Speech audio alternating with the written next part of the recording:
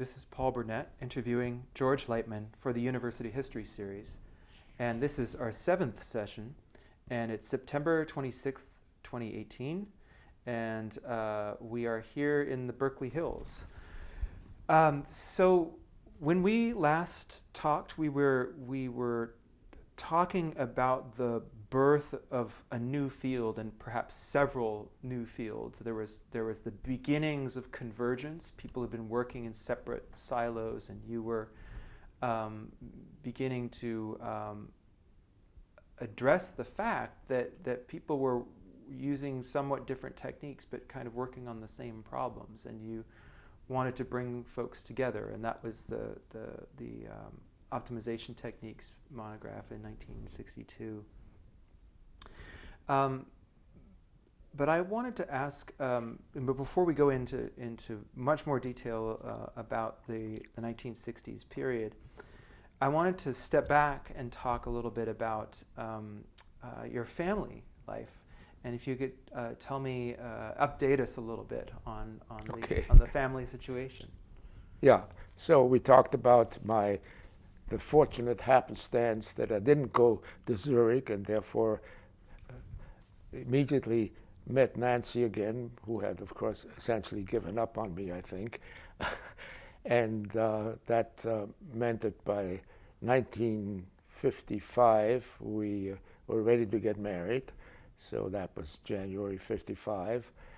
And so that was really sort of the introduction to a very happy first decade in the history, I call it that, of my life. That was the personal part, but the very much similar important things happened also professionally and then personally, because many of these people became very dear friends.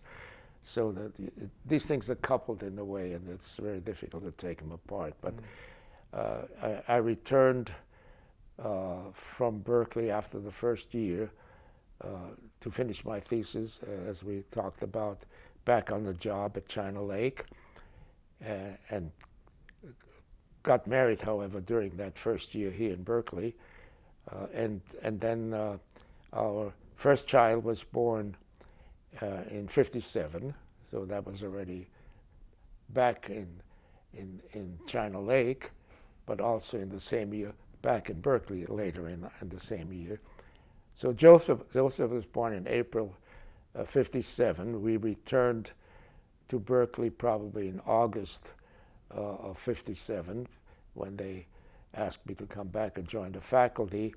And then Elaine, our daughter, was married already, of course, here in 59. So one was born in the desert and the other one in Oakland. So that's very interesting. And then it was really, in many ways, the most consequential decade that I can sort of put together in retrospect, both personally and professionally. Personally, we just mentioned why. Professionally, because it's really, I think, for a very large degree, the people that I was able to hook up with, meet, become close, both professionally and personally. And surely the most important from a professional point of view was Austin Blaquier from the University of Paris, who had come here as a visiting professor to replace a Berkeley professor on sabbatical, but then immediately started working with me. So that must have been 61 or 62, something like that. And it also meant Jan Skowronski, we'll have to get that spelling later, who was from Poland, and who hooked up with me, vice versa, for really two reasons. Because he was interested in control problems, very prominent, and so we corresponded on and off. And he came actually, really emigrated to Australia in the late 60s, 68 I think, and whose wife translated my little book, Introduction to Optimal Control, in '68 into Polish. So that was a particularly nice happenstance. Now we were really in close contact because he had also at the same time taken on a role at USC as adjunct professor. So he would be at the University of Queensland, his regular appointment, and then during the summer usually an adjunct professor at USC. And at that time he began a series of meetings to be at USC at the time, and they were for the first 5 years sort of optimization and control meetings. And they took place every year, and I participated both personally in planning. From then on, they had a meeting for my, I don't know what, 60th or 65th birthday there, and so that's one of the volumes that came out of this. And he's probably, in retrospect, maybe not as important as Blaquier, whom I really regard as not only a good friend, but a teacher, really, because he taught me an awful lot in mathematics, particularly. And with whom and his wife Paulette, we became really very, very good friends until he tragically died on his 70th birthday, at a meeting that I had organized in Vienna in his honor. So that's much later. But I always have to recall how many of the people who became close to me had tragic ends. One of them was one of my two first postdocs. There was Mauro and there was Basili, both from the University of Bologna. They had just got their doctorates there. It was about 1961, 62, again, that beginning of the 60s, and with whom I worked, but not very closely, because the area that they were interested in and contributed mostly was really in linear systems, and that was not my major interest, but I did communicate the work that they did while they were with me. They wrote a paper and I communicated it because I was an associate editor at the Journal of Optimization and Control, probably 67 or 68. It took them that long to write it all up. And as I probably mentioned in my last talk with you, Basili was probably one of the few real engineers I ever met. He was great in theory, the mathematics, the modeling, and so on. He could invent or improve a system, build the equipment in his own lab with his own hands, and then certify it, because he came up with a very good autopilot, both for planes and for ships. And in fact, I don't know whether I mentioned this, when it was ready to be certified, and he was a great pilot, we flew from Bologna to Ajaccio, which is the capital of Corsica, on the autopilot. So that one was later on produced in the United States for planes, not for the boats, at a little company in Arizona. And so he would very often spend part of the summer at the University of Florida as a visiting scholar there. He lived in Rudolf Kalman's house very often, because Kalman by that time had his own yacht and he was cruising in the Caribbean or somewhere. And it was on one of those visits, much later, in the early 2001 or 2002, that he was there, and we want to just see how a tragic end can occur. And he was taking one of his students, and that student's teenage son, on a trip on his plane. They were going to a neighboring airport because the gas was cheaper there. And the engine quit on takeoff. There's nothing you can do with that kind of plane because there's not enough room to glide. And they just crashed into the hangar and all blew up. Oh my God. So that was the end of really somebody who almost became a second son to me too, as somebody later on did. Go ahead. Can I ask you a Sure, couple of of course. questions? One is, you mentioned Basile as a real engineer, and Blaquière you would probably describe as a real mathematician. Except that he also had a doctorate in physics, and so he actually wrote a book on nuclear physics, but more from the abstract point of view. And he had students, PhD students, in really the physics part of his training. Yeah. So can I ask, what is your identity? How do you define yourself as a scientist or a researcher? I'll be very crass with myself. I think I'm a dilettante. I think that's the best title. There's the D is not the DR, but the DIL, because as I have often stressed, and really believe ever more so, that I had occasionally a good idea. Whether it was really good, that's not my judgment. But then I had to stop short and not go into great depth with that because I simply lacked the tools. Then I had the good fortune to meet people, whether that was a student or a postdoc or a colleague, who could say, now, I think we can do a lot more with this. And then we were able to do that. So the basic idea was there, and then I stopped short and sometimes returned 40 years later with sort of finishing it up. I don't know whether I would really think of myself other than a dabbler. Well, let's say that you oversee a number of projects and you see them through to their conclusion. So let's say that there's that. Yeah. But is there a way in which you are scanning across literatures, or you're having conversations with different people with different areas of expertise, and things occur to you because of that? Where does the idea come from? I mean, the basic idea at the beginning? The basic idea at the beginning, yeah.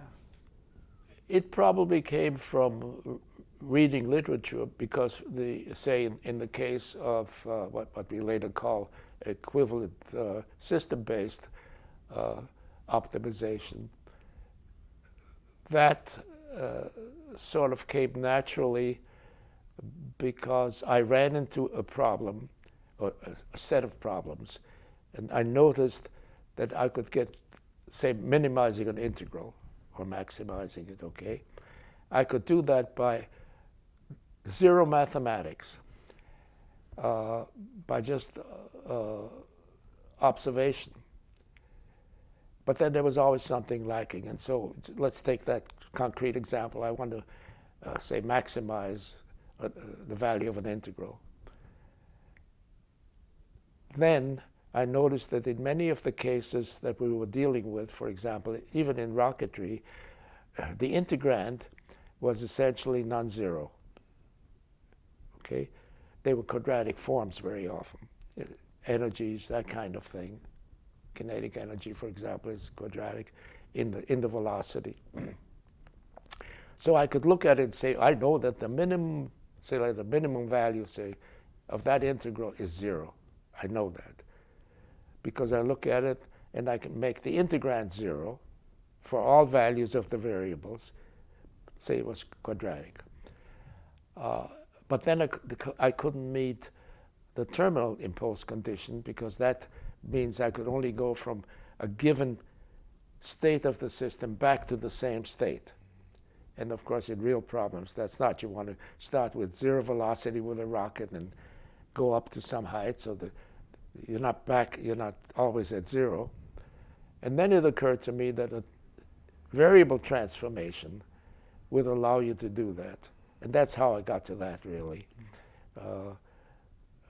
So you are working with the theory and also with the mathematics, with the language of expressing real things in the world, and you are recognizing that there is some kind of gap between the applied object in the world that you're dealing with, the process that you want to describe, and the language that you're using. There's a grammar problem. Yeah, and I think that one of the important elements of my doing this kind of thing, saying what is the simplest way I can do it, is really that's the only way I could do it. And then recognize, these are something that makes it essentially useless unless I do something else. And then happily it occurred to me maybe a change of variables. And then it had to be certain variables that preserved the minimum of that integral in the new variables. You could always go back from one into the other, and the transformation will allow you to do that for the given boundary conditions, and then the transformation back will allow you then to apply it to the original problem. So, the motivation, let's put it this way, was in a sense in real life, if you want to call it that. But I thought it was a nice idea. Right. That's really the best. And until we could extend that to more general systems, and even for the more general systems, I could not give a more general guarantee that whatever I want to integrate, say, is zero before I make the transformation. Until I started working with a mathematician, and then we extended the quadratic integrand to just convex. Mm. So a quadratic thing is sort of the simplest convex function.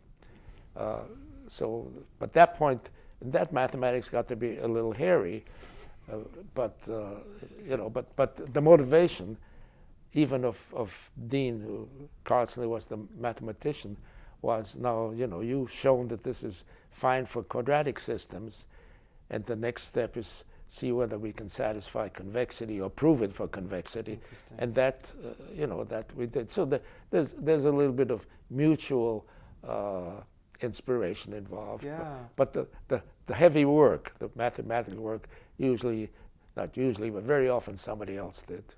Yeah. And we talked about this a bit off camera, but sometimes this period that we're talking about is almost chaotic in the extent to which there are multiple research programs that are roughly concurrent, that are somewhat informing one another. And so you're very busy, you're very active, but an idea comes along and maybe you don't have time to pursue it.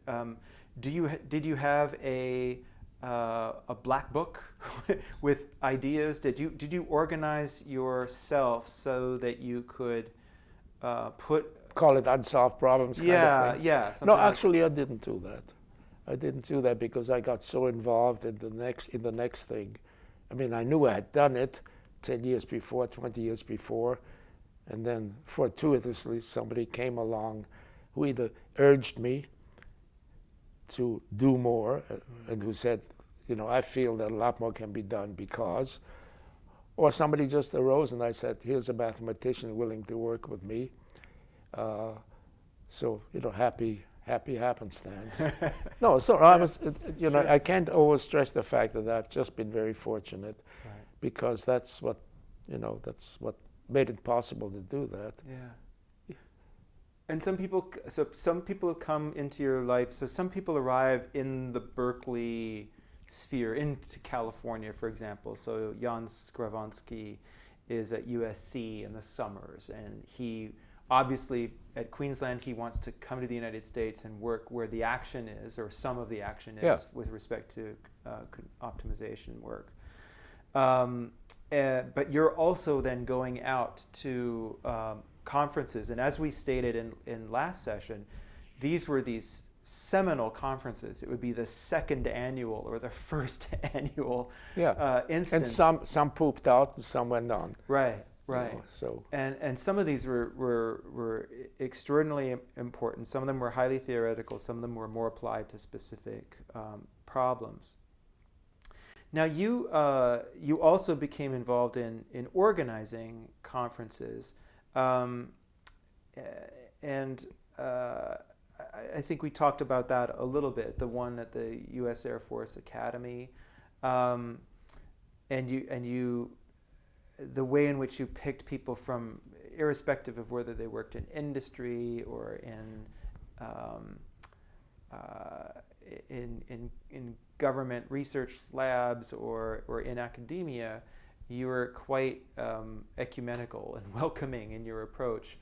And some of them you didn't even know personally. You said you just read some of their references, and that inspired you to invite them. Yeah, well, to that the was true, conference. for example, with that first volume on optimization techniques. You know, most of the people I knew personally, but there were certainly some whom I never met personally, maybe until later at a meeting, and said, now that's another way of looking at it, you know, that they push. There's a very interesting sort of side product of this. Things become the vogue, and so a particular method, to the extent that I know of subjects, I won't mention them, where people became so enthusiastic that they had T-shirts at the meetings, you know, with the name of that particular. When was that roughly? In the 70s, probably. Well, no, even much later, yeah, and So even it's like even to this. team. Well, it's the school of, you know, kind of thing. And later on, maybe when we get to the late 60s, I'll give you a couple of examples how disturbing that becomes. And I went to a meeting in Siberia. It was a U.S. Russian meeting. The two working languages were Russian and English, and there were two people there, heads of schools, you know, schools in that sense, who just couldn't stand each other and really insulted each other in public, particularly one of them, so much that the translators would suddenly realize what they were translating and said, oh, now they go too fast, they said. We can't quite follow what they're saying. This was a translation from Russian into English, so they didn't want us to know. You know, these things happen. Yeah. You know, human beings, you know, territorial, I guess. Well, isn't there another layer to that too in that particular case? Because you know, some of the meetings between Soviet scientists and American scientists had to do with the Cold War, at least effort at détente, right?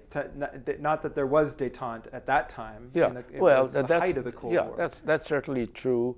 And I think the Russians, the Soviets then, really felt that they are really as good or maybe better in many things, and not getting credit for that. And to some extent that was certainly true. They had also a very hard time getting information because most of that major publishing was done in English. But you know, just as an aside here, one of the first papers of mine that appeared in Russian, I'm gonna just look at it, was very early, you know. There was a paper, I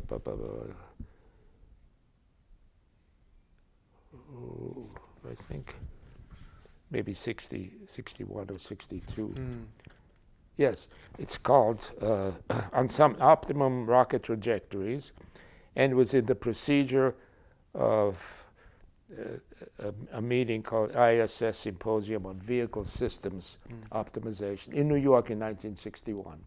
So that was in the proceedings. It appeared in PMM, which is the Proceedings of Mathematics and Mechanics of the Soviet Academy, the same year. The proceedings of that meeting in English didn't come out till the next year. So the Russian version of that paper appeared before the original English. You know, so it means also that they were really interested in the field, Yeah. which is, of course, great. But it always, when I look at it, it hits me that the PMM Russian version of that paper was a year earlier than the English version in the proceedings of that meeting. Was there any compensatory element to this? I mean, Pontryagin is going to meetings, but I guess they were not worried about him defecting. But I imagine that anything but. Yeah, yeah. No, in Pontryagin case, of course, first of all, he was blind. He always traveled with 2 graduate students who had a tape recorder. Those days it was a wire recorder that took down every word he said. It was that kind of worship, or whatever you want to call it, of their icons. When we get to the Mathematics Congress in Moscow in '66, I've mentioned that in passing, that they were waiting for 2 Americans, namely Bellman and Isaacs, to have a big fight. And there's much more detail. By the way, there's another aspect to that meeting you might find interesting. Well, I don't mind actually talking about that meeting unless it's too disjointed to go there. No, not particularly. Not particularly. Going a couple of that years. had really 3 very interesting aspects. Yeah. I'm not a mathematician, never claimed to be, and I wasn't going to go to that meeting because this is the primary meeting of the International Mathematical Society. It's where the Fields Medal is always presented at that meeting. Okay. And I suddenly got a call in '65 from a lady mathematician. She was wonderful, and I wish I could remember her name, who was the head of the mathematics division of ONR. Oh, I think you told. I think you told us about this. She needed an escort. Yeah, so we talked about that. Yeah. Okay, so that was one aspect. Okay, and yeah, so that's how I got to that meeting, and to a few other places in Europe where she had to go, and she just took me along. It's my initial exposure to being a gigolo, I guess. it's probably so. Yeah, go ahead. Oh, this is a trip to the USSR, the 16th to the 26th of August, 1966. Right. The International Congress of Mathematicians. Right. I think it was the 3rd one or something. One of the things that stood out for me, and this is probably not important, but there was a reception at the Kremlin Palace of Congresses. Oh yeah. So this was a big deal. Oh, this was a big deal. There were 2,500 mathematicians in Moscow, because from all over the world, and it showed that when they wanted to, they could actually do things very well. Not only in this case socially, but the escalators all worked in that grand hall, and so they had a dinner, stand-up dinner, one night in that place, and it was really interesting. There were a lot of people, and everything was just standing around, bottles of vodka, cognac. You helped yourself to the food, tables laden with everything. But then there were strange people walking around in overcoats that were putting stuff in their pocket. People got off the street into the Kremlin to get to that meeting, and they were just stealing the food, that kind of thing. So that was certainly interesting, and it hit me on later visits to the Soviet Union that was just sort of my introduction to how the system worked. Did people tell you later that the escalators don't always work? No, but it was well known, and from my uncle, for example, who worked there for 10 years, how terrible things were. Then I must have mentioned the autobiography. Well, the diary of that got to be an autobiography of a young engineer from Berkeley, civil engineer, who wanted to go to the Soviet Union, and for 2 reasons: because he was in love with their favorite actress, and because he was a socialist. He thought he would help. And when you read his diary, which came out against his wishes because he burned all the notes but didn't know he had left one with friends, Berkeley Press came out with that about 10 or 12 years ago. It's incredible how miserable the system was, from planning, inefficiency, bureaucracy. I mean, it just incredible. But if they wanted to do things both physically, engineering-wise well, they could spend a lot of money and do it. You know, it's just, and of course, when the Kremlin was involved, there was more than that. So it's... well, and certainly any hint of an association with rocketry and that kind of thing. I mean, these are yeah, although the meeting was a mathematics meeting. Sure. So I don't think it was that. It was simply showing off. It's a little bit getting the Olympics to the country. Okay, this was the mathematics Olympics, and it meant, from the point of view of prestige, an awful lot to show the best face to the world. And they did. They could do that. They could absolutely do that. And so they did. But that contretemps between Rufus Isaacs and Richard Bellman was interesting, because Pontryagin sat in the first row with his 2 graduate students, just awaiting, the blow up. And it was already known that there would be one, because Rufus Isaacs just entered the regular little 20-minute, half-hour paper in those sessions, and Bellman was a plenary speaker. So, they were not on, in terms of prestige, not on the same level.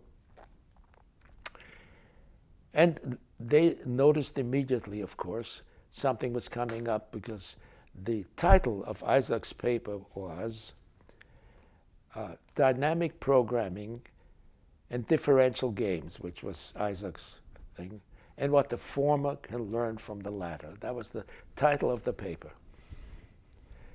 So they said, aha, here it comes. So they were all salivating.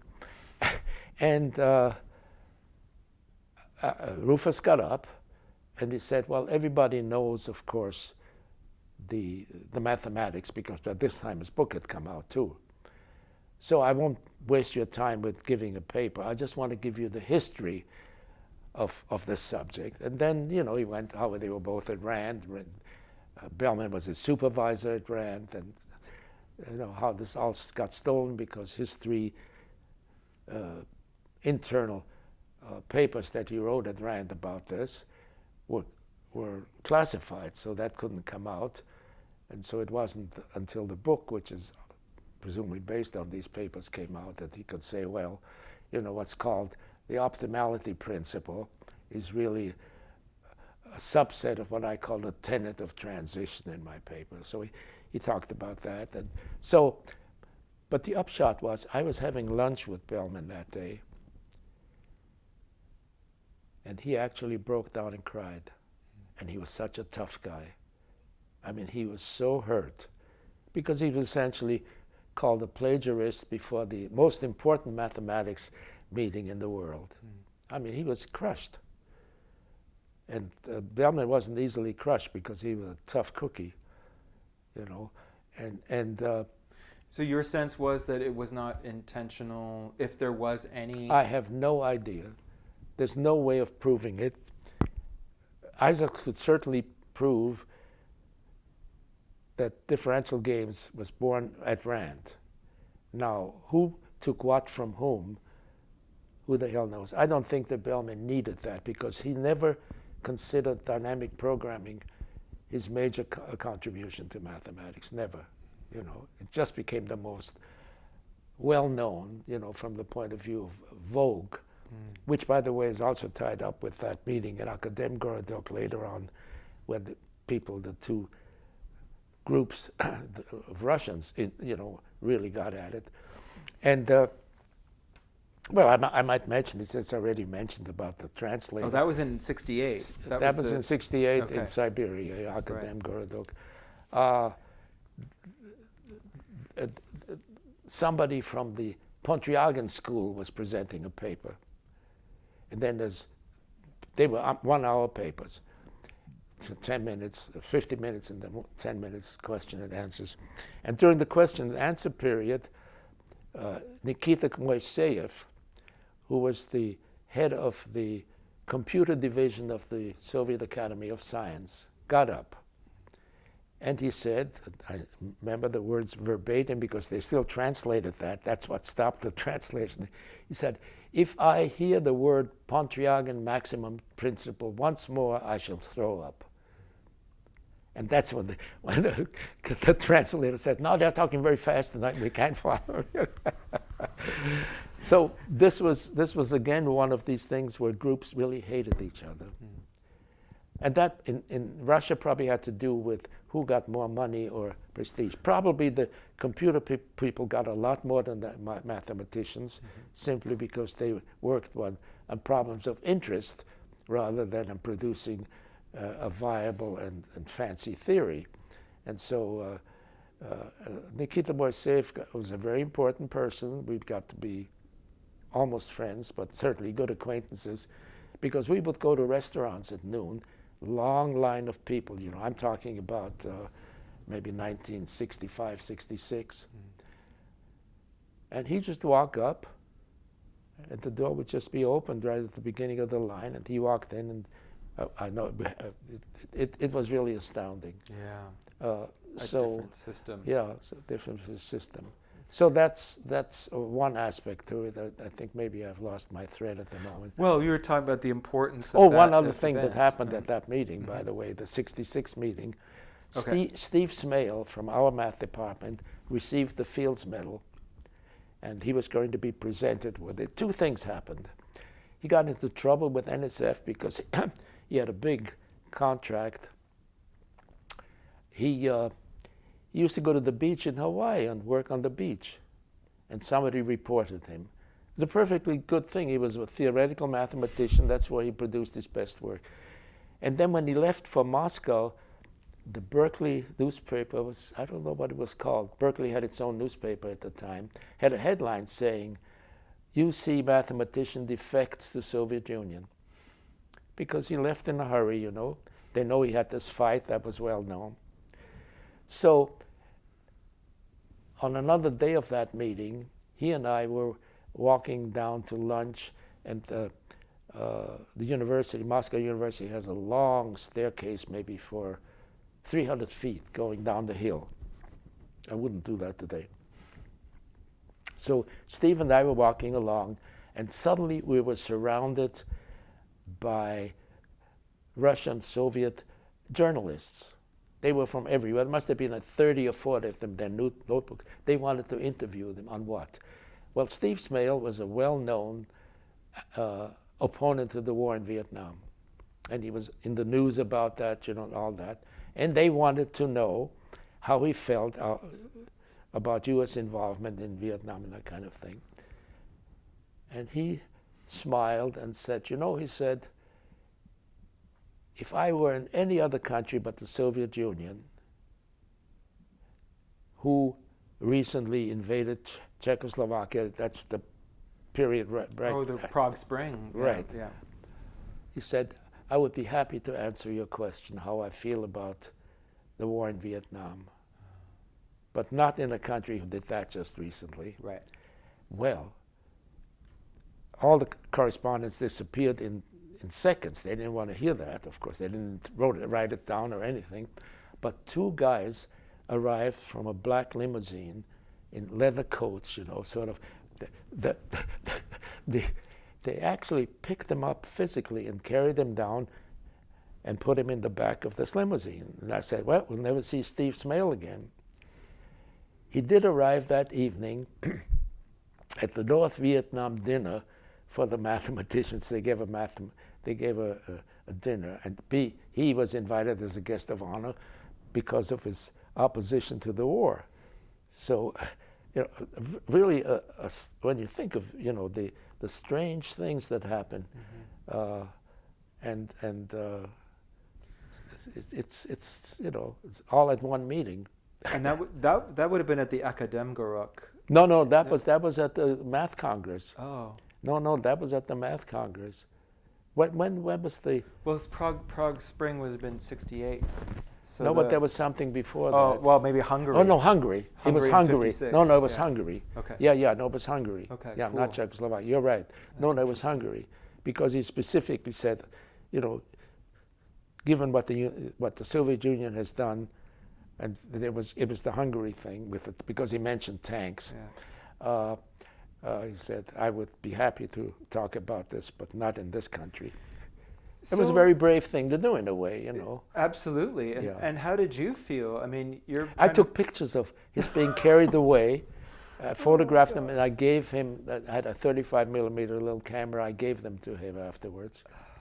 Did you just want to document the situation? Yeah, you know, because just you know in case? it was sort of like a movie. Here, these two guys that looked like the typical NKVD agents, you know, Central we see, Casting, yeah, yeah. you know, with their leather coats and Yeah, stuff, and yeah. they actually picked them up and they didn't throw him into the car, but they, you know, took him away. Yeah, they took him away. But he did show up that evening at the Vietnam dinner. Yeah. Oh my goodness. Yeah. Yeah. Were there any consequences for him back in the United States, or by that point the war? No, first of all, he had the Fields Medal, Yeah. which is more important than a Nobel Prize. Yeah. I mean, for sure. the Fields Medal winners on the Berkeley campus have nameplates for their parking place. It said Professor so-and-so. It doesn't say NL, lots of those around. This is only once every 4 years for 2 or 3 people. So it's no money involved, but prestige-wise, I think it's actually a higher honor than the Nobel Prize. Mm-hmm. Yeah. Mm-hmm. Yeah. He later became, in fact, the president of a University of Singapore, or the chancellor or something. I saw him maybe 4 or 5 years ago, last time he was on campus. I talked to him, reminded him of that day. And I understand, and this is this information comes from memory from 25 years ago, but my understanding is that the Soviets were very well represented in the Fields Medal, and maybe that was later, not at the time, but later on. Oh, it was probably later on. Okay. Yeah, it's probably later on. That their You know, talents were yeah. recognized. Oh, yeah. No, that's absolutely true. Yeah. Yeah, and of course, you know, they were always terrific at mathematics. There's no question about it. You know, already from Peter the Great onward. Yeah. You know, it was that kind of tradition. Right. You know. Right. So it's not surprising, and I ran into this myself, because I stopped going to the Soviet Union in '74. That's another story, but I was always in very close touch with those who dared. And there were some who dared and kept correspondence up, and suddenly others sort of disappeared until perestroika came along. Yeah. So it's very interesting. Oh. Yeah. So for you personally at that meeting, was that a positive? I mean, those are heady years. There's the year couple of years before, there was I mean, we could perhaps transition to talking about the tracks of research that you're doing. So we've talked about calculus of variations with respect to optimal control in the previous session. But you pursue a slightly different track, and that comes from exposure, I think, to... Probably Blaquier. Blaquier, I'm sure. Yeah. And I think the first evidence I find of your looking at the geometry of optimal control is a paper you give by that name in the University of Michigan at the Optimal Control Symposium in October of '64. Yeah, well, that was at that meeting where Isaacs and Pontryagin were. Oh, wasn't so that? did they have 2 dust-ups? Because I think not. We were talking about Bellman now. Oh. No, Bellman. No, not Bellman. I don't remember whether he was there, but I know that it was '64, right? Yeah. And he arrived with a manuscript version of his book, Isaacs, at that meeting. I remember that. And it was really the first time I met him in person. Yeah. So that was already a kind of prior, that's when you said in the '66 meeting that the people were expecting them to get into it, Isaacs and Bell. Well, it was known, maybe sub rosa, that there was an enmity. And once the paper appeared on the program with the title I gave you, then it was clear there was something in the air, Right. I mean, the stakes are high. It involves not just prestige, but resources. And it's your reputation as a scientist, and that is everything, because some of these people do well, right? Yeah. But a lot of them are not being paid. Well, what they Isaacs could was make somewhere already else. by the time of that period sort of the father of differential games. You know, his book had great reviews. He was a very good mathematician to begin with, and just decided to go into a field where he could solve problems. And so his book is essentially a series of problems, and people like that a lot. Just recently, again, there was a friend of mine in Germany, Breinel, who wrote, in fact, a paper in the early 2000s on essentially pointing out the great contributions that Isaacs made to then game theory, of course, and dynamic game theory, differential games, and to this day, you know, he's simply considered the father of that field, for good reasons. Just as, you know, Bellman is known for dynamic programming, but he himself didn't think that that was his major accomplishment. You know, he's a man who wrote 650 papers in his life, 42 books, and I think of the last 10 years of his life, you know, he had brain tumor and was operated on, and he was truly a cripple at that time. He wrote 100 papers in that 10-year period and 5 books. And of course he was driven because he knew he had, you know, not Limited too time. much time left. Right. It's very often, and it's usually in retrospect, because when you live this, you don't analyze the situation. So I didn't analyze what was going on in Moscow, you know, too many things going on anyway. It was only, you know, later on when you have time to sort of think back on it that you say, aha, these are the connections. Mm-hmm. I never really analyzed it in any contemporaneous way. Right. So there's this optimal control symposium, and you give a paper on the geometry of optimal control. So looking at the geometrically. Yeah, that was 64. Yeah, I think so. In that conference, that's the paper you give, and Pontryagin gives a paper on differential games, and so it's a yeah, lot and I think that again, that was not a subject that they in any way started. I think that he was somebody and that they said, aha, and 64, huh? Well, I think it's a present. I'm not sure if it was actually published, but it was. Oh it was no, there's a paper. Yeah. That Maybe it came out in I- 65, maybe later. No, there's one earlier one. Because there's a paper, geometric aspects of optimal control, optimal processes with In 65, yeah. in 65. And that's with Blaquier and Saunders. Right. Yeah. Is Right. K.V. Saunders someone He you... was a student. He was a Okay. PhD student Okay. of mine. Right. But I'm sure that I had a. Oh, here we are. In 65, I had a paper in the Journal of the Society of Industrial Applied Mathematics, 63. It's called Some Geometrical Aspects of Optimal Processes. It's item 38 on the list. Mm-hmm. And so, can you talk about the germination of that approach? And I think we've already identified basically what it does.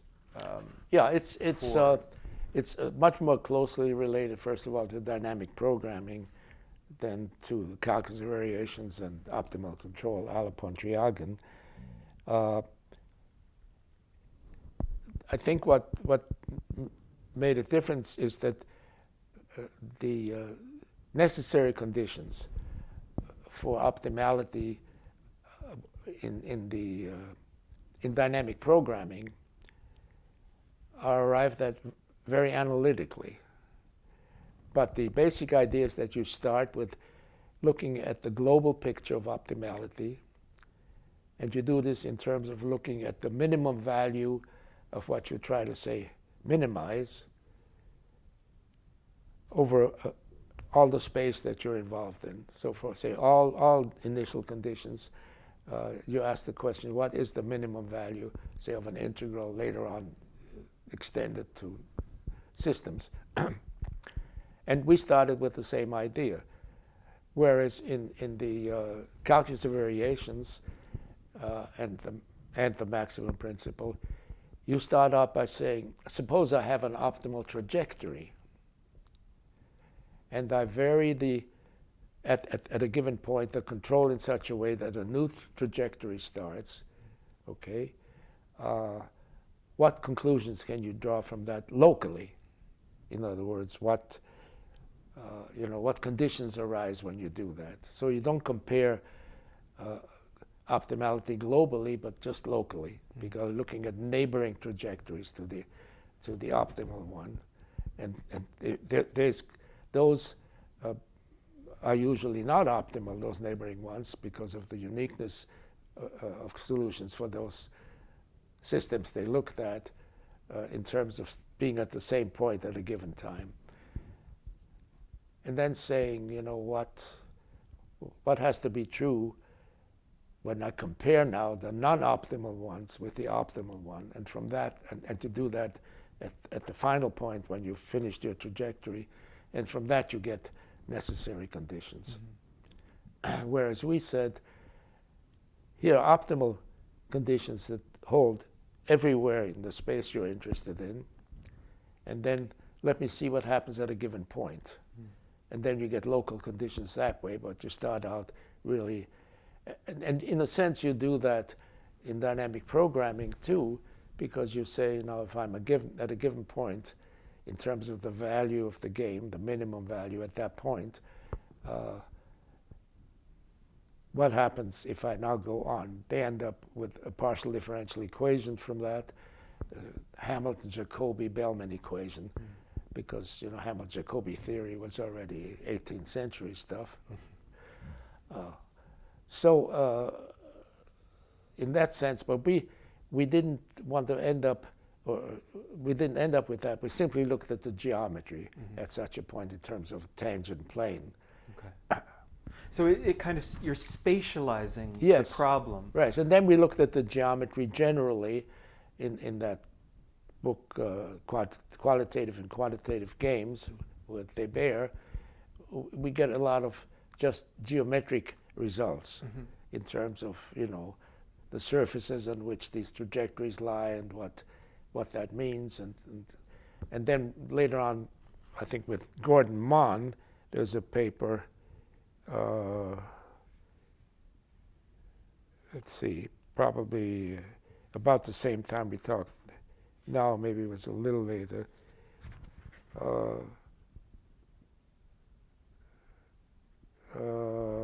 Anyway, one of my students was doing his dissertation on that, but he was already doing it really on games. And again, that geometric method, once you go from a single controller to multiple controllers, in games we call them players, right, then you can use the same methods. And I'm sure that the Russians started out looking at games from the Pontryagin point of view. Very often they're called Pontryagin games and that kind of thing. Interesting. So it's sort of a two-pronged way of looking at it. So it's nothing mysterious. And I say that, the happy happenstance of Plaquier and I meeting at that time, and he had already thought about this to some extent, but not really, it didn't gel yet, so it sort of gelled when we started talking. And said, I think this must have been in 61, 62 or something like that, when he first came here to replace Rosenberg. So he was talking about geometric approach to optimization at that time. Oh yes. Okay. Yes. Okay. Yes. So just to make sure I understand before we get any further, I was reading something that you wrote about and it was a geometric representation, a spatial representation of Pareto optimality, and so it had actually an x and y axis. Oh yeah, no. And it had two concentric circles, and they were almost like a Venn diagram. They were touching at a certain point, and the I guess y-axis, or the bottom axis moving to the right, was cost, right? And so this point was where neither incurs a cost in yeah, so it's a constant cost at surfaces. Yeah. Right. And so it's a way of spatializing the problem, and it's very beautiful. It's very simple and very clear, but obviously points to very complex things. Yeah. Well, I think that wasn't certainly not a contribution by me or Blaquier. That's other people looked at that. It's such an obvious thing to do, of course, to demonstrate the meaning of Pareto optimality, and so it's maybe now we'll probably get into games pretty soon. The two main game types, and there's a third one, but that was minimal, really have to do with equilibrium games. Alan Nash, who was one of the pioneers in that field, and Pareto optimality, sometimes called efficient controls, which are due to Vilfredo Pareto, who started life as a railroad engineer and then became a mathematical economist, and really basically a fascist in addition. And so the idea of equilibrium is if you have many controllers, call them players, each one has a control, sometimes called strategy, and if they can all pick, they can all be members of a set of strategies. The whole set is, say, an equilibrium set, okay? So the overall strategy, which is sort of the sum of all these, is an equilibrium one, because no player can gain anything by departing from such a strategy. Doesn't mean it's the best. In fact, it may not be unique. But there's no, either by departing, everybody else keeps her strategy in that set, and you depart, you can't improve your position. So that's non-cooperative game, because you assume that everybody else, has a member of that set. Now, in Pareto optimality, it's sort of the opposite. You have, again, one player. And there the idea is if you are at a Pareto set, if anyone departs and all the other ones keep their strategies, somebody will get hurt. So it's more a cooperative game. You're willing to give up something so as not to hurt somebody else. A very simple idea. And yet the nice thing is that mathematically these definitions can be put in terms of just inequality statements, of the costs with and without changing a strategy, that kind of thing. And then all this follows just from the inequalities. This sounds like this all goes back to von Neumann, doesn't it? It goes back to von Neumann, of course, but here his games were not dynamic. Yeah. Okay. You see, that's the difference. Right. Certainly, the game contributions were much older, 10 years older. Yeah. Yeah, absolutely. Yeah.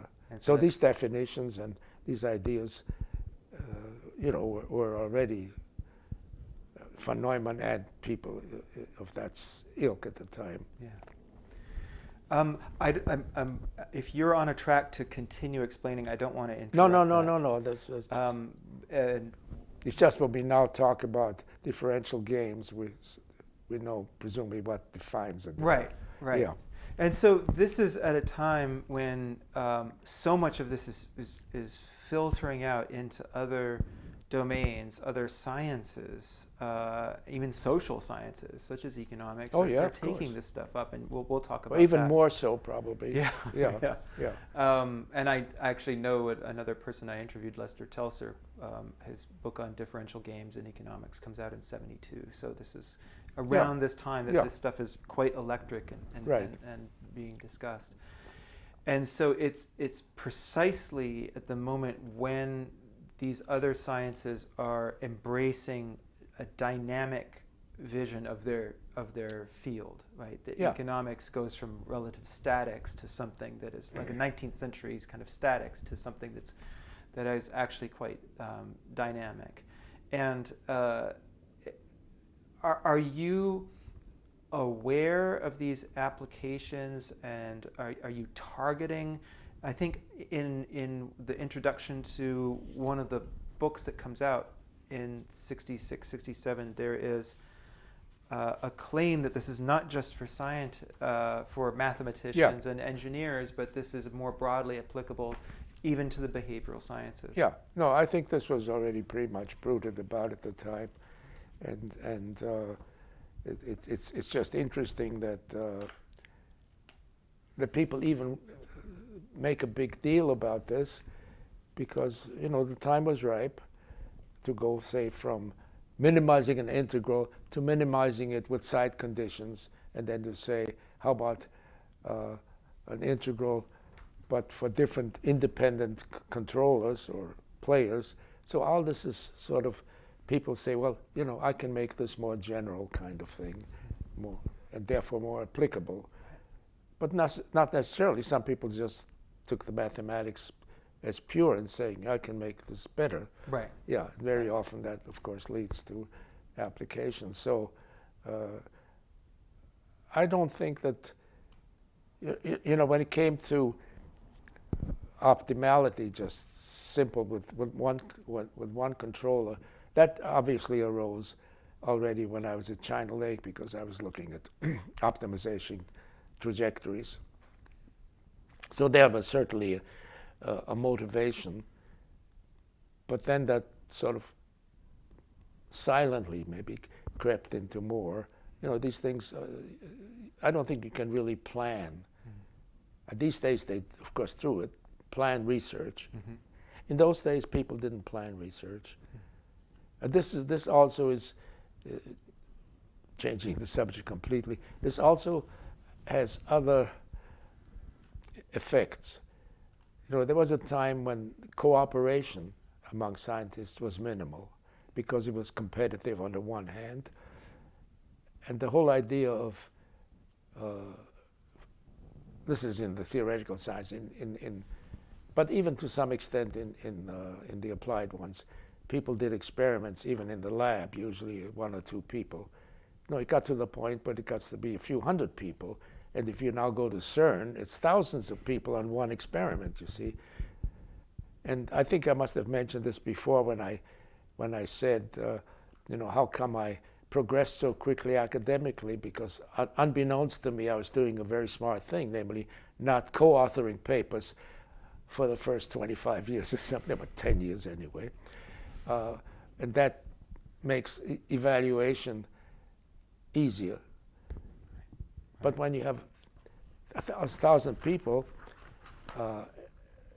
then you say, who did what? Right. You see. But today, that's no longer the important thing. Today, doing essentially team research has come up very much so, that, and the idea is we'll sort it out later, if somebody says something smart, we'll know he was the first one who said it, kind of thing. And that leads to fights, even at the Nobel rank, there was a fight, somebody at San Diego who said I did it first, So I just lucked out that I sort of precede that period. And so that never even occurred to me at the time.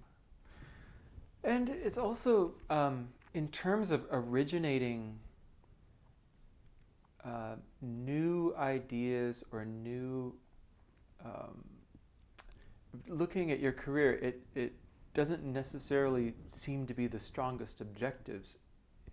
You are, it's interesting that we're kind of mirroring the cooperative and non-cooperative games. Yeah. There's competition in science, and there's cooperation and collaboration. You seem to be much more interested in collaboration and Well, this is partly in the play of ideas.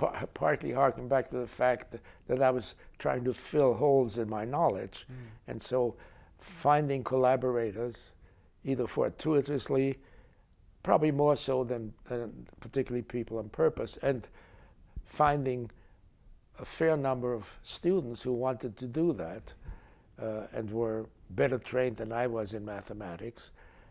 So it's a sort of a happy circumstance that arises when that happens. And so, as I say, I lucked out. Yeah. Yeah, I'm not kidding. There's one thinker who talks about planters and weeders in science. And so the planter is someone who is maybe a dilettante, someone who can go out and think about, oh, what about these connections? And then they end up sort of setting up a new trail or a new row to hoe, and other people come and tend that, you know, and improve it and optimize it. Yeah. You know? Yeah. And I think that's certainly part of the story. But you seem to be really one of those scientists who thinks in terms of setting off in a direction and seeing what kind of collaborations can emerge from it. Yeah, and again, I don't know whether I did that terribly consciously. No. You know, it's and it's a two-way thing, because very often a student will look for a professor where they can do that kind of thing. So, you know, it's not one-sided, and so, you know, it's a combination of things. Well, maybe there's a selection process too in you know, when in your career, when you became an academic scientist, when you came to do your graduate work, there was no one to work with. You did want to work with someone. They were in Zurich. You weren't allowed to go, and so you came to Berkeley and you went and you figured it out. And there's this kind of initiative and a plasticity of mind, perhaps, to be thrown into that situation and adapt. And it's possible that A, they saw that, B, they recognized your previous work in a very practical, very important domain of aeroballistics, working with the military, working absolutely with the military, and Berkeley seeing both the way you work at Berkeley and the expertise and the contacts and the context that you bring with you from Could that be, you know, domain. I certainly wasn't aware of that. Yeah, that's what I mean. Yeah. Is that You know, in retrospect, you can sort of categorize things. It's that's our privilege. Yeah, right yeah, now. no, right. I mean, it's you know, but it's not something that says now, you know, who the hell do I work with, kind of thing. Right. And sometimes who the hell I could work with, but it doesn't work out. You know, you know, my Canadian colleague who urged me to go into this equivalent problem area later on, 40 years after I've written down the original idea. Right. You know, and so we'll probably return to that, because that's when I go into. Just in passing, since we're just going from optimality to maybe games, there's one more contribution, primarily because of kind of personality involved. We talked about this before. In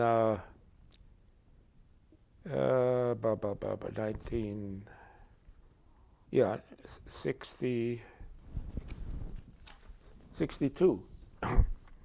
So a little bit before that, a man by the name of S. Fred Singer approached me, wrote to me. There was no email then. And he said he was about to edit a book. It's called the optimization of rocket trajectories, a survey, and it was published by North Holland eventually. And he said, I'm inviting you to write a chapter on trajectory optimization. In fact, it's called, it's in a series called Progress in the Astronautical Sciences. This is my chapter, a little monograph by itself. And it's called The Optimization of Rocket Trajectories, a Survey, chapter 4. And that man, to this day, has a very interesting history. He's exactly 1 year older than I am. He was born in Vienna. Of course, I knew nothing about this. And he was, at that time, I think, already working. He was what would we call an earth scientist. He was interested in really geophysics, but in the atmosphere, not below the ground. And so he worked on the Van Allen belt, that kind of thing. But he was interested in rockets because they would be sent up there. By that time, we were doing that in '61.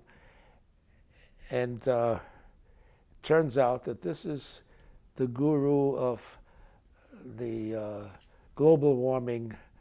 I wouldn't say deniers. He doesn't deny it because he's a scientist, but doubters. Yeah. And he has his own institute for that, and very well known, and reviled, of course, on the one hand. Yeah. And he has a very strong personality, and I had no idea, obviously, what I was getting into. I mean, this was just a field that I would do, and I was very happy to write a chapter, but again, a complete happenstance. And again, a Vienna connection, which came up many times after that, again, completely unplanned. Yeah, I think he figures prominently in Naomi Oreskes' book, The Merchants of Doubt. Yeah, probably. It's an interesting, interesting history of climate change. Yeah. Not denial, but climate change science that is critical and that is somewhat served. Well, particularly his objection is that it's man-based pollution that's available. He doesn't deny that it's happening. It's warmer and all that. There's no denial, but he doubts that it's human beings who are the primary factor in bringing that about. And that made him very popular, of course, in some circles. In the 70s, when we had oil shortage, and people were talking in dire terms about the future, and then a couple of years later, it all dissolved. There was plenty of oil around and all that. He was one of the first people to say, no, this is all nonsense. This is, no problem. And so he became, again, famous with a more conservative view of the world. Yeah, and he's still around. He's still alive. I just Wikipedia'd him, and there's even a picture of him. And we've all changed, obviously, but I recognized him. And so you only had contact with him for that paper? We corresponded after that a little bit. And in fact, I think I didn't berate him, but I sort of asked him about 5 or 6 years ago whether he still believes this. And then he gave me lots of references. And did he change your mind, or? Did he change? No, he didn't change my mind. Yeah, but you see, the reason he didn't change my mind is because I became a worst-case designer later on, because I'm very risk-averse, and I'm always over-insured. And so this is another aspect of being insured against damage in the future and so on. So I'd rather take, might be the more conservative view of things by saying, if this can possibly happen, we better watch out. Whereas people who are not risk-averse say, well, everything has a risk, and you're overemphasizing the risk kind of thing. Well, it depends on one's definition of risk and the nature of the threat. And I wonder about, I don't necessarily encourage you to speculate, but I I wonder about your life history, your biography, and also perhaps Singer's, which I'm not deeply familiar with. But given that he was a year older than you and he was from Vienna, I can put two and two together and say that he probably had a difficult time as well. But he drew a different conclusion. He drew a different conclusion. Yeah, see? And what do you think that was for him? We never discussed it, you know. We didn't get to be friends, but almost friends. I mean, we corresponded for a while, and then again, I say a few years ago, because the whole thing came up and his name somehow came up in the newspapers again and so on. So it's, who knows? The threat for some, at least for the climate change, some of the climate change critics, is that the thing that will collapse first is a free society. And so they believe that too many laws and regulations and stuff. Right. And so there's that. If you come from, you can come out of the fascist experience. Yeah. And look at that as a threat. That collapses. I never. We didn't talk about that at all. But it's just interesting that these people pop up.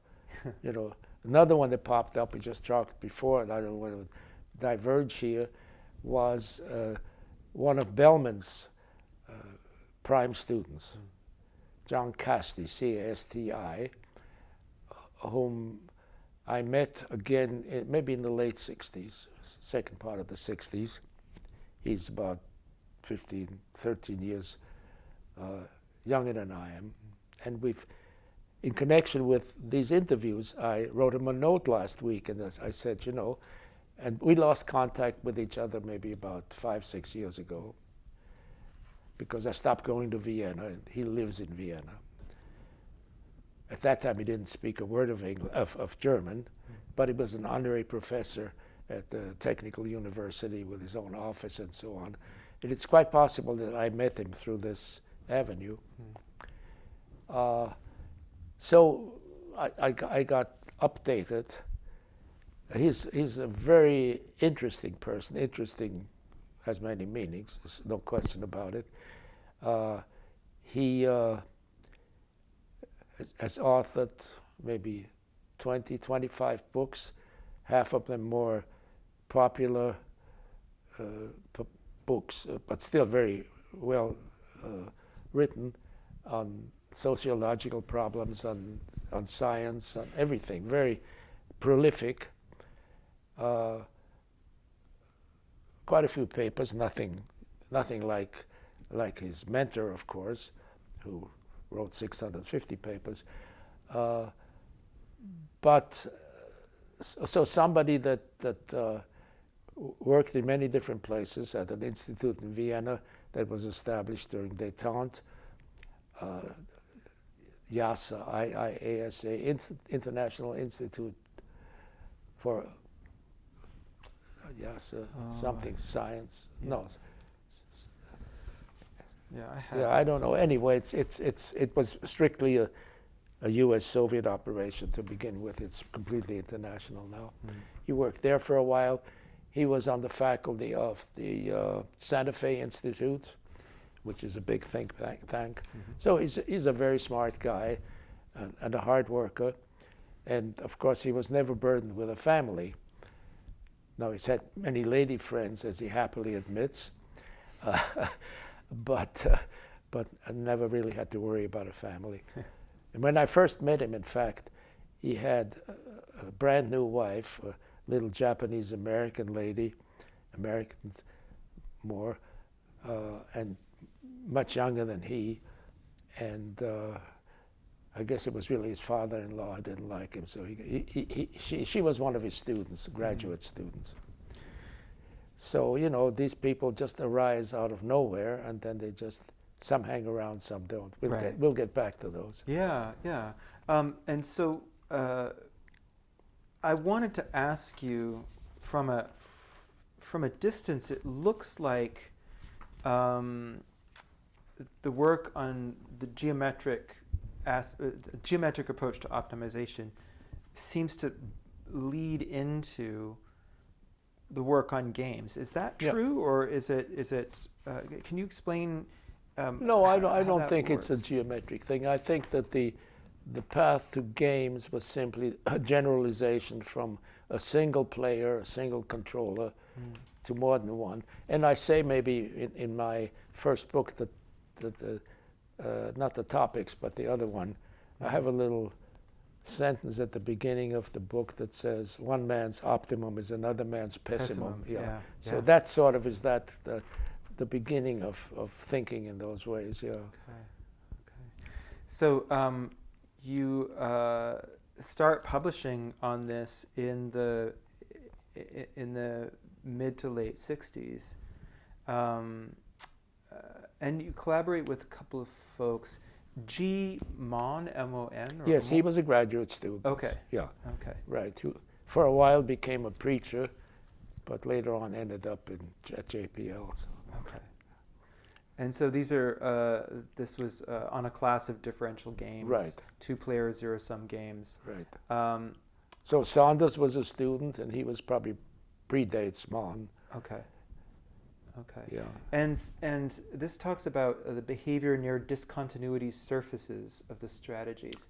Does that have the meaning of surface there is well, quite specific? you remember I talked about the surface is a mathematical surface in 3 dimensions. You can imagine it, but of course our dimensions are n. They're the ones that arise in the geometric method, right? And generally you can get results very quickly if it has a gradient which is continuous. In other words, the normal vector to the tangent plane of that surface. It's a surface in multidimensional space. If that surface is what you might call smooth, then you can do lots of things because that just follows from. So what we did, Blair and I, is we didn't make that assumption.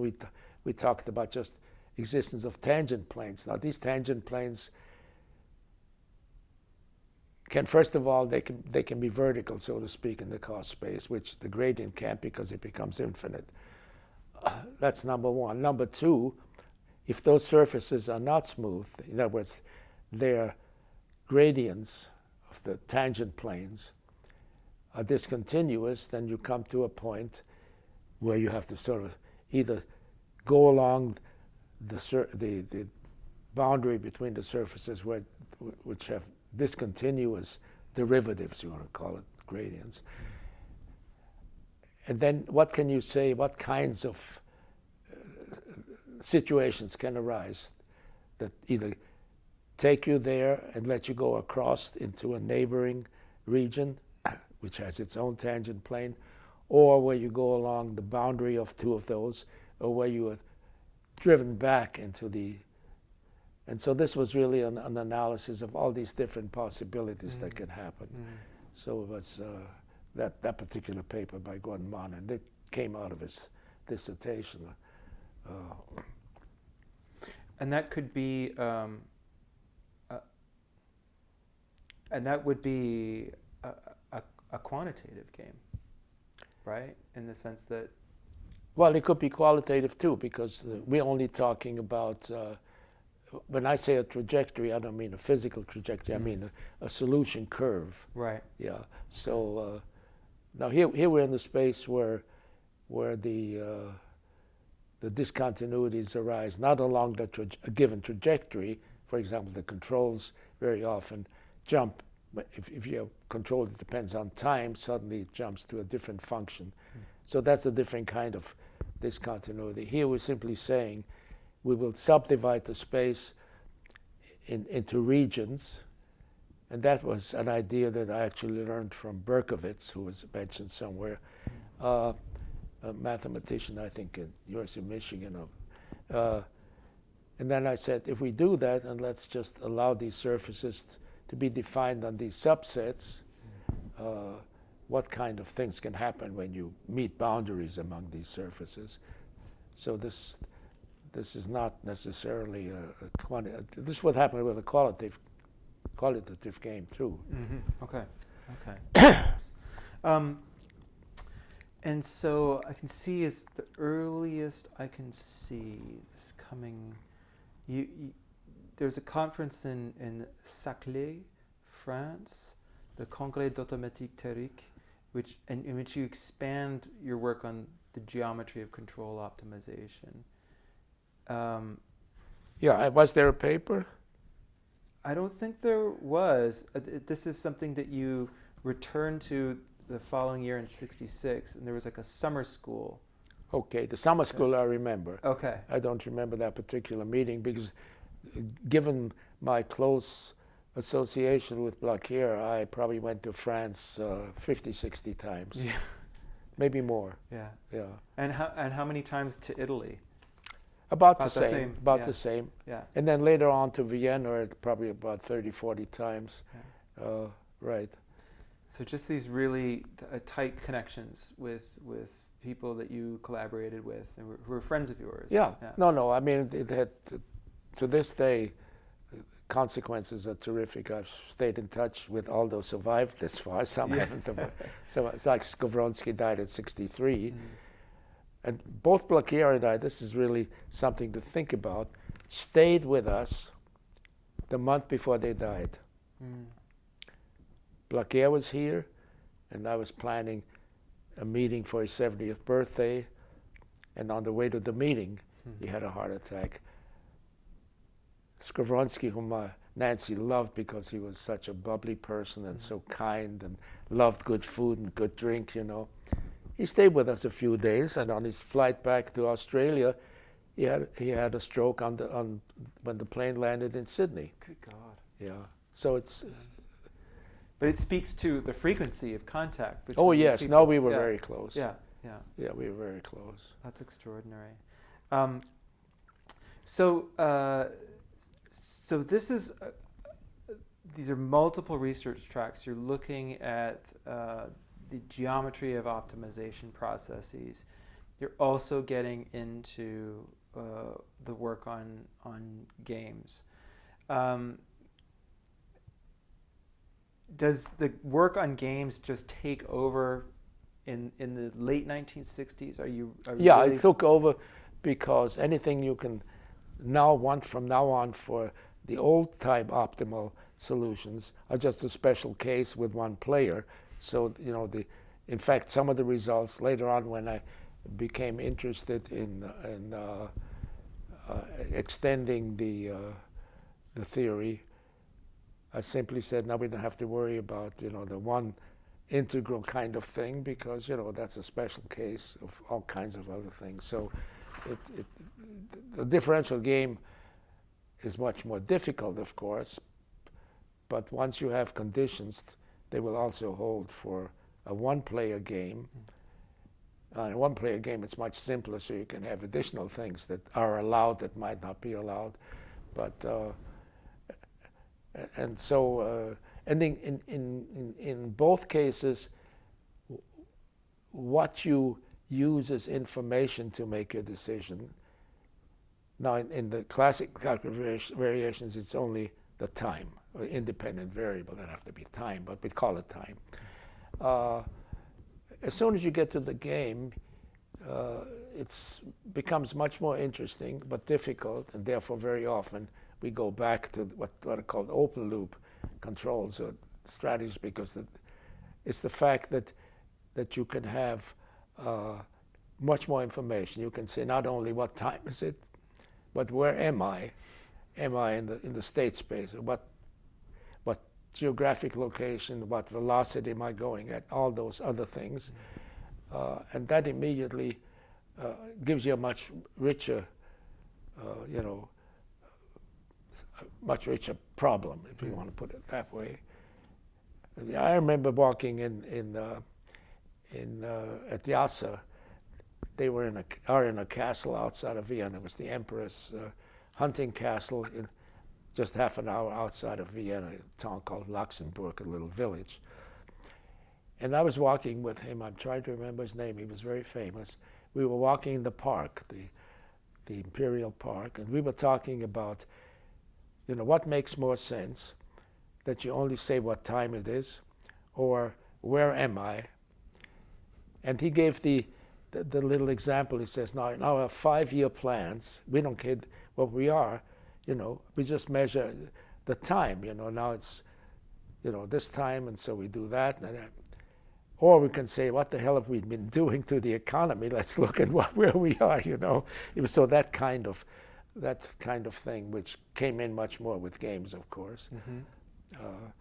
And you have the whole idea of having either nice people who are willing to give something up, others who say, I don't care, I won't cooperate with you.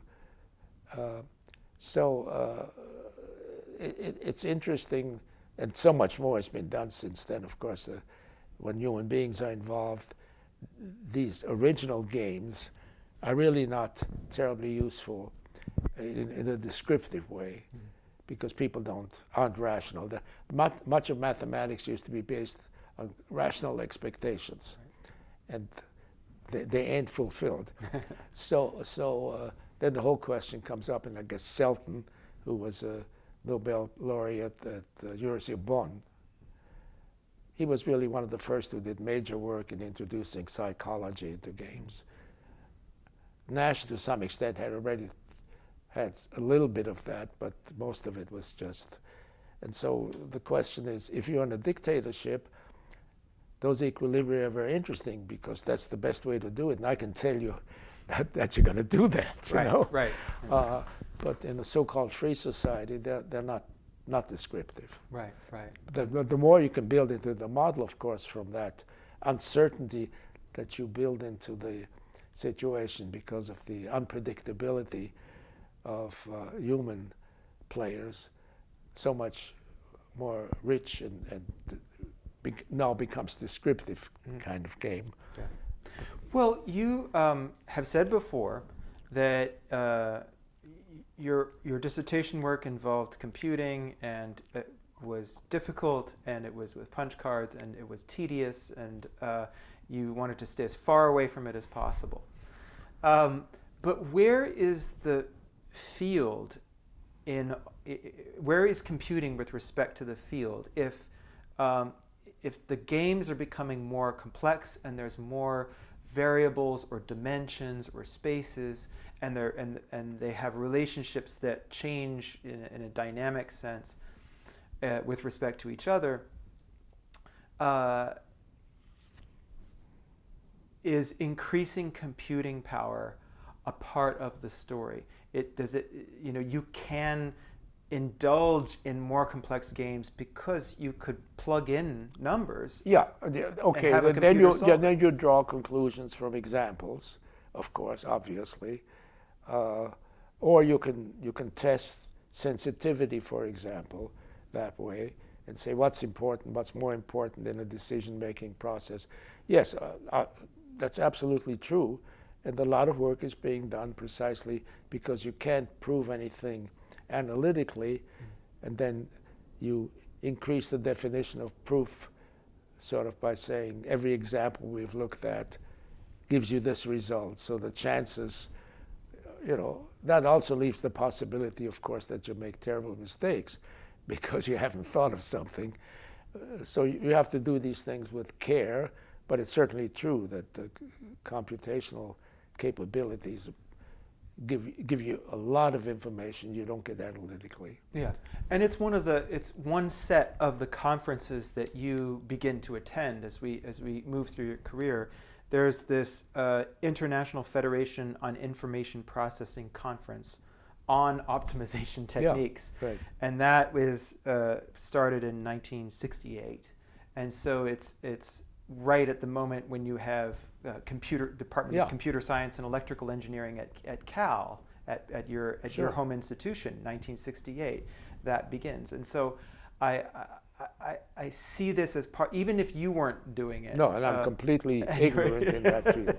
But it's part of the mix, this technology. Yeah, and it has changed, both the research fields and the teaching fields. Yeah, absolutely. Can you tell me a bit more about the work with Blaquière with respect to games? the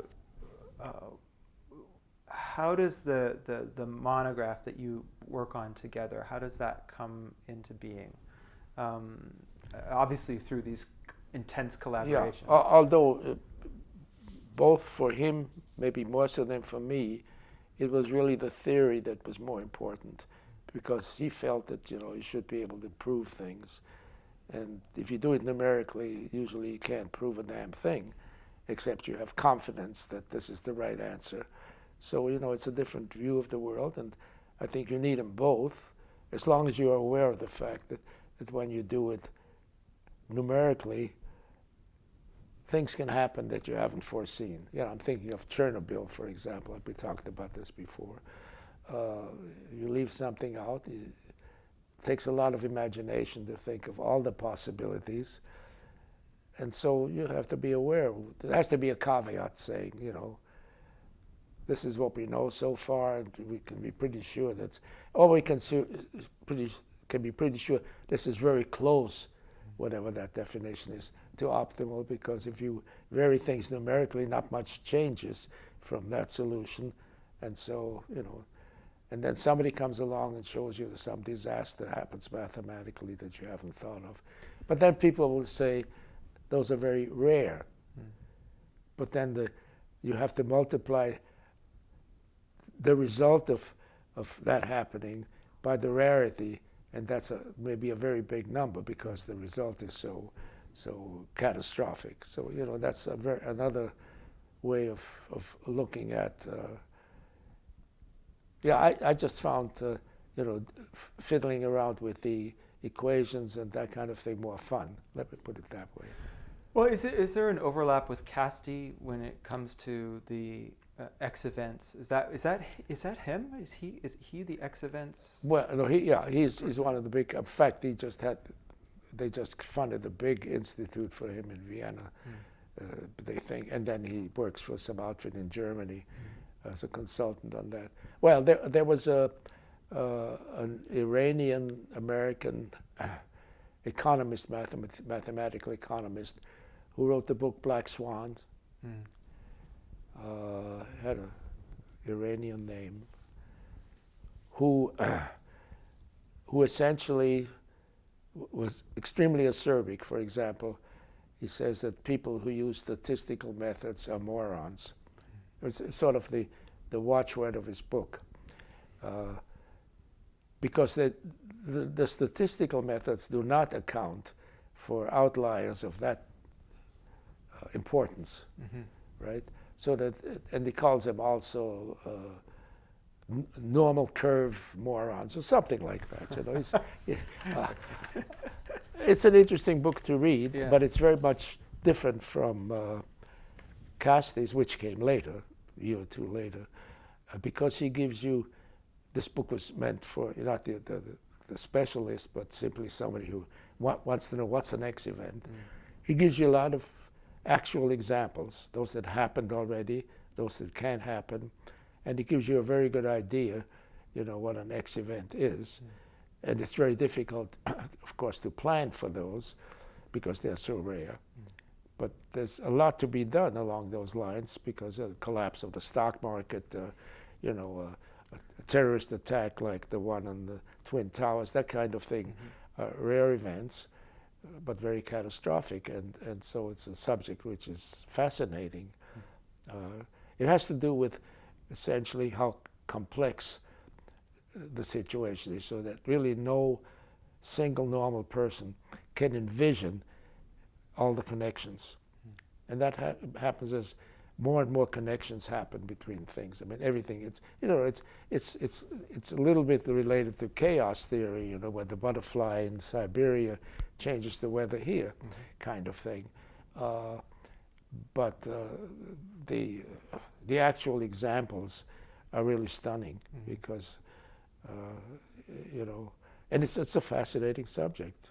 Well, and catastrophes are just that, and some of them are civilization ending.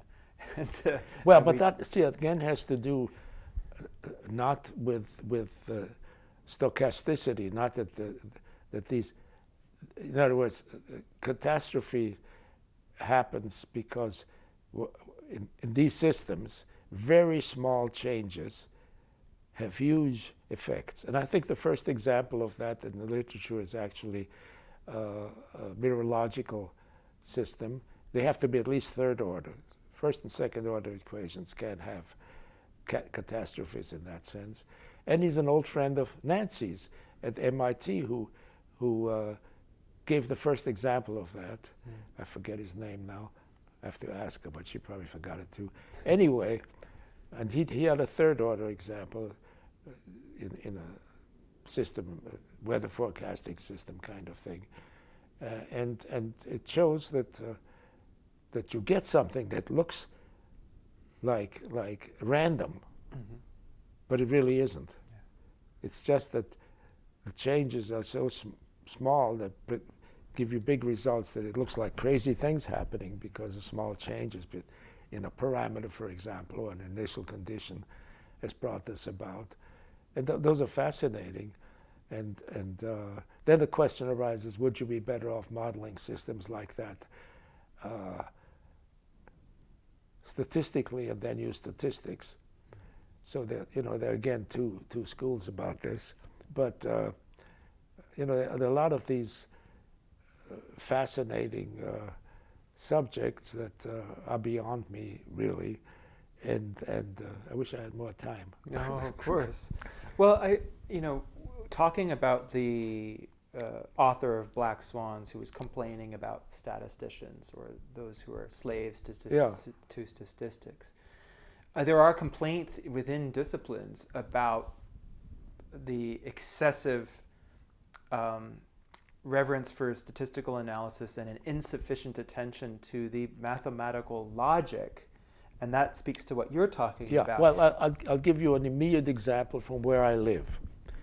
So I live at a very fancy senior home, and they have an alarm system, presumably. So they have these little boxes in all the rooms. We pull a string, and the little title says,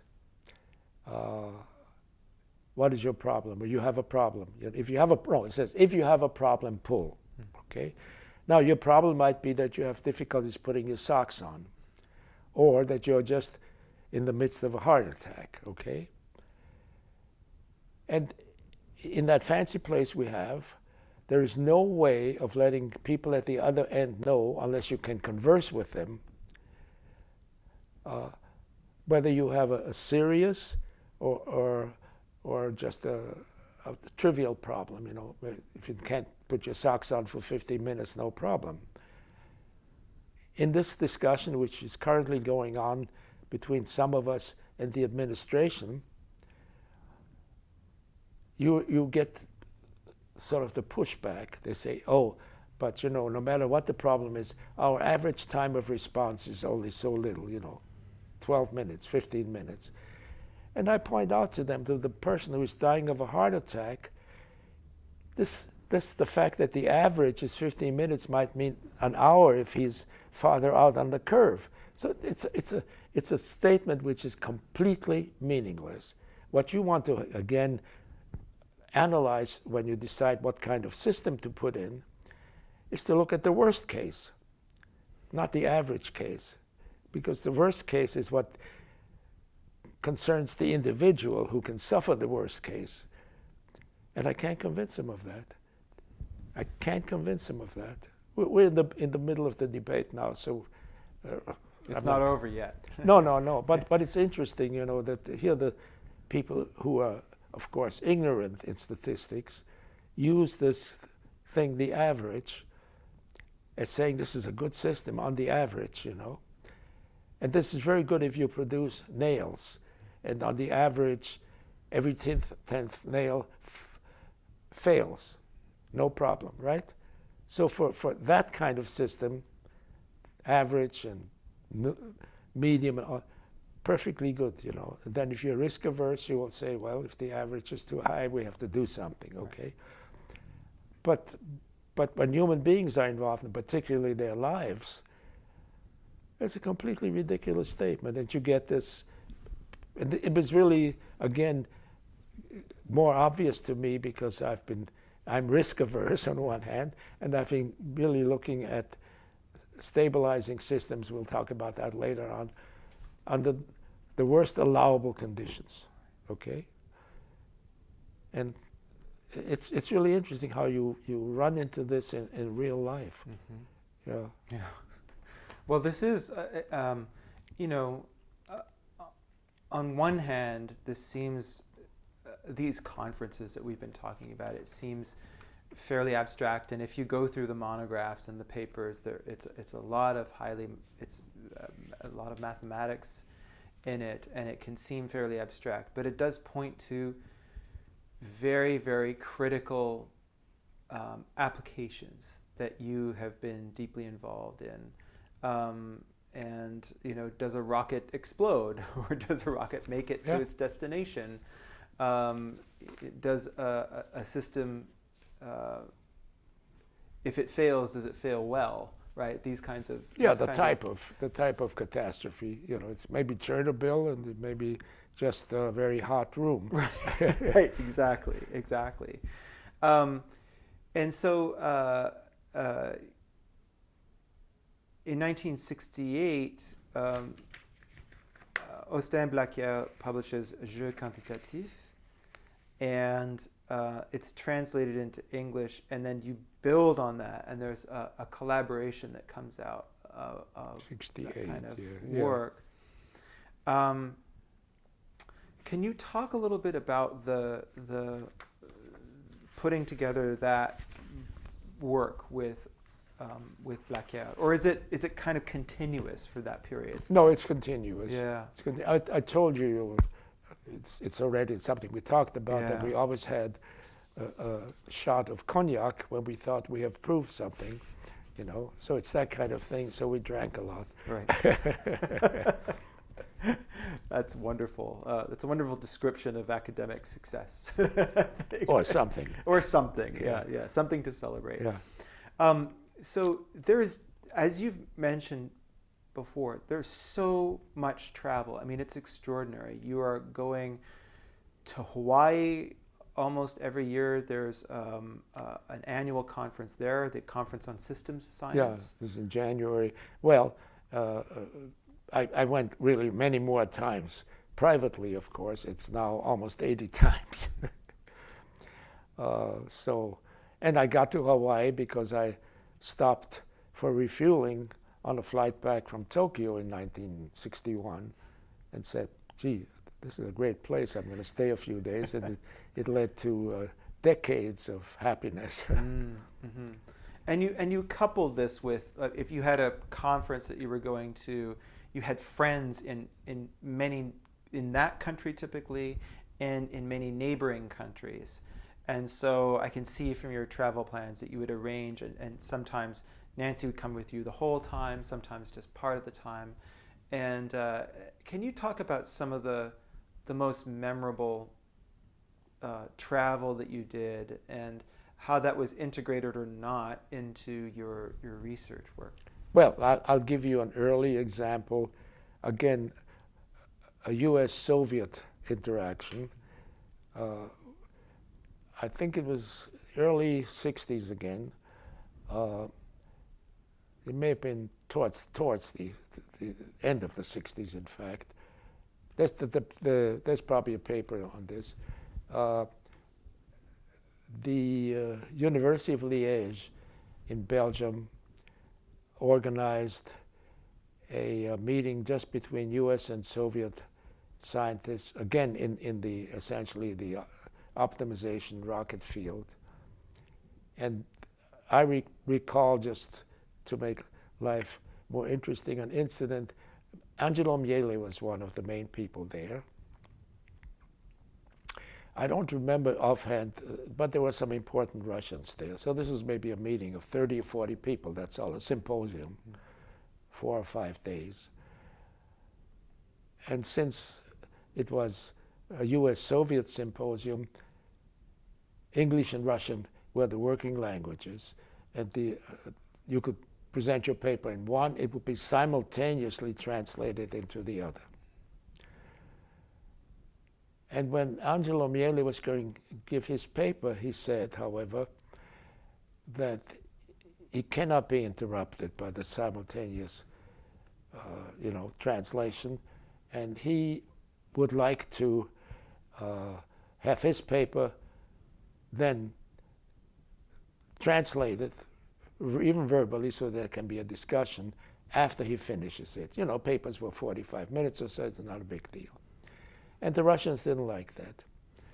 And in his then inimitable way, he wasn't the greatest diplomat in the world then, he said, and the Russians were having some problems in the United Nations. They were giving the Russians a hard time. He said, believe me, you will get a better deal from me doing this than you're getting in the United Nations. All the Russians turned around, gave him their backs, and started reading Pravda, or Izvestия, and anyway, the newspapers. Yeah.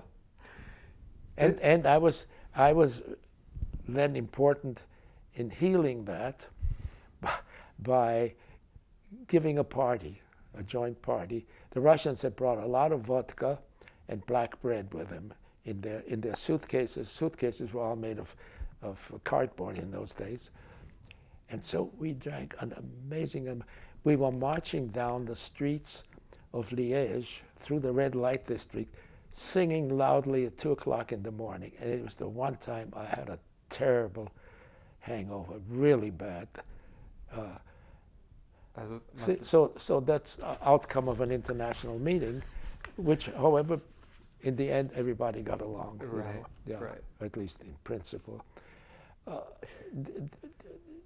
These meetings very often had really two aspects, many aspects, and two of them was, if they were in Hawaii, everybody wanted to go. Now that meeting started out as a small meeting, and I think it was AFOSR, which, when I started going there, which paid for it. It may have been 100 people, something like that. I remember a colleague from the math department approaching me and saying, I see you on the program committee, he said. I'd really appreciate it if you invited me to give a paper. I'd really like to go. And being a nice guy, he was a good mathematician. I arranged the session in his field and everything. You know that there were people who came they came only through their sessions where their paper was, and some who only went to give their paper and left before, didn't come till their paper essentially and left right afterwards. That's the danger. And that only lasted a couple of years. The Air Force found out about that. It's now back to the small meeting. People screwed themselves. Yeah. But so there is that aspect to these huge meetings. Many of the professional meetings, the AMA meetings, for example, usually on cruises, that kind of thing. So you have to sort of distinguish. The best thing is that you are well enough known so that you become a plenary speaker to one of those, and then everything is paid for. But I think your point is that smaller meetings can often, it's a bit more specialized. It offers opportunities for contact, genuine contact between scholars. Yeah, there were meetings, and they're still going on in Vienna. My good friend Gustav Feistinger, who was one of the first people that I met when I started returning to Vienna, it was the early 60s. And I think he probably introduced me to John Cassady, who was already decided to live in Vienna. They have a yearly meeting called Optimization in Economics and Operations Research, that kind of thing. Yeah, that's right. And I went to quite a few of those. And those are small, there are maybe 30, 40 people, that kind of thing. So, there are no simultaneous sessions, first of all. The meetings with simultaneous sessions are always interesting for really young people who want to make as many contacts as possible. But if you really want to know what's going on, first of all, the papers are very short. And secondly, you sort of have to figure out which session should I jump to now, because there may be 30, 40 simultaneous sessions in some of these big meetings. So I have my doubts about those. Right.